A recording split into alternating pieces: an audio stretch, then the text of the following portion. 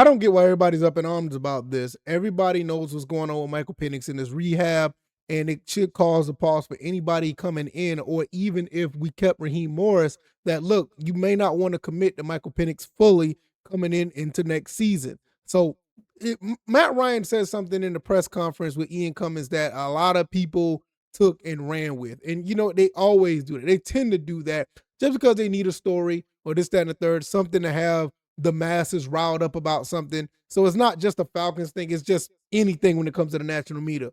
But this time it is the Falcons, and Matt Ryan, he did say that they're not going to commit to Michael Penix, and it's not his call, but it's something that we obviously have to know that, look, it's not going to be a thing. You got a guy who's coming off all these injuries, and this last injury was the one that kept him sidelined, and now you got a whole new system coming in, and you just don't know if he's going to be ready. It's never about his ability. It's about his availability. And I don't care how good you are. If you got one leg, you're not going to be playing much football anywhere. I don't care if it's Pop Warner to the NFL. It's just not going to happen. So we're going to go back and listen to what Matt Ryan said, because it's kind of misconstrued.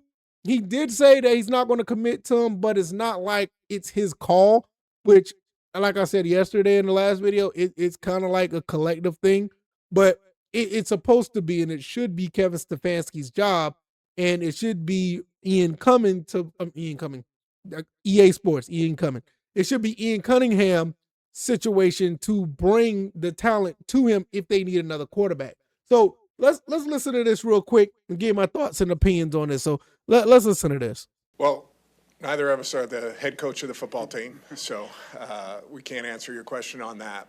And the question was, is Michael Penix the starter day one? Shout out to Mike Zeno for 92.9 The Game. And also shout out to Mark Raimondi of ESPN for putting this article together.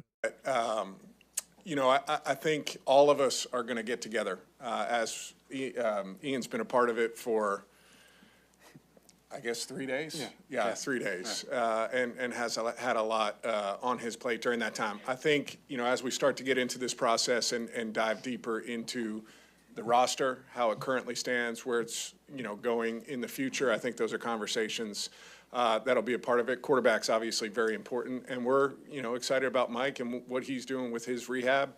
I've been up at the facility the last, 3 weeks, and Michael's been in there attacking that, and he's in a good space right now. So we're excited about where he's at, but certainly a lot of discussions for us about the entire roster. So basically, that's what's being said. He said it without saying it.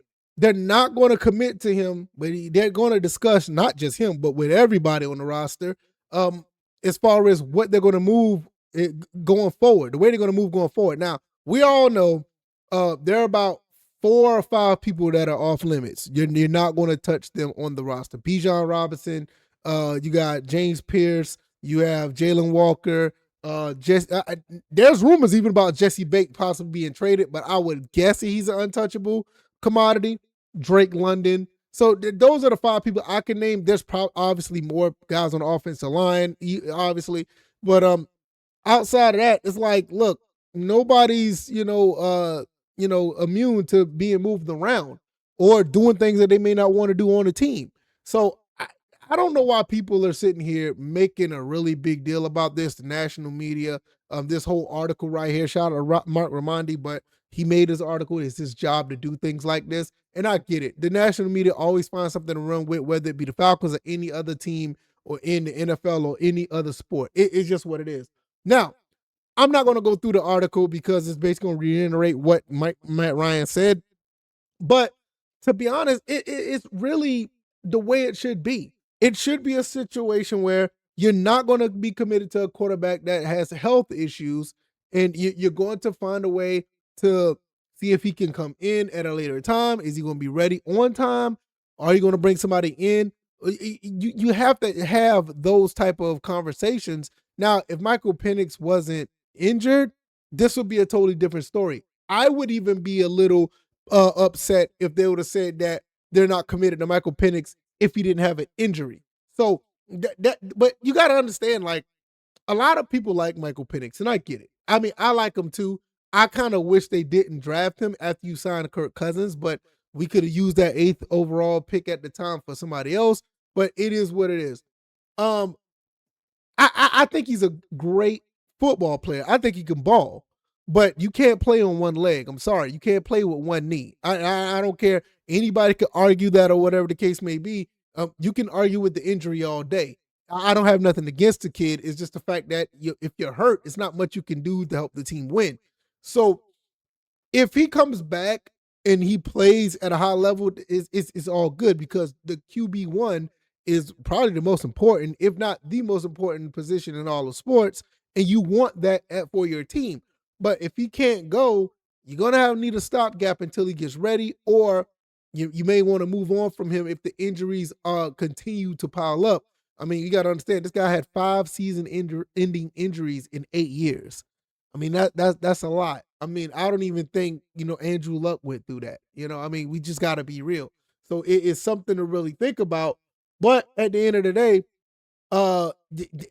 they shouldn't commit to him just yet. You don't know if he's going to have any setbacks. You don't know what's going to happen. Hell, you can sign a free agent to come in and actually outdo Michael Penix. I mean, that's actually a thing, So we could have a situation where, hey, look, we want to win this year. We're going to work with what we got, but we're going to look into 2027 when it comes to getting our quarterback of the future and just move on from Michael Penix. I mean, there's a lot of options that a lot of people don't really want to talk about, but that could be, all things could be true because I'm going to tell you guys something. That kid out of USC, I think his name is Jaden Miava, if he's available and Michael Penix is just so-so this year, I want to go after Jaden Miava for QB1 going forward. But that's just me. That's who I like going forward if Michael Penix doesn't pan out.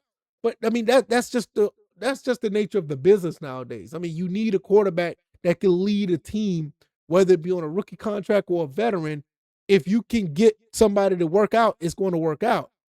Right now, they can't commit to that because, Michael Penix is a person that you can't commit to right now. So I don't understand why a lot of people are up in arms. It's kind of crazy, but hey, it is what it is.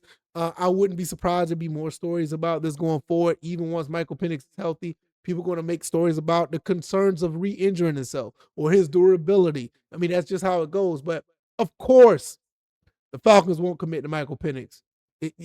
There's nothing wrong with that. Absolutely nothing wrong with that. But y'all let me know what you guys think. I'm going to get up out of here.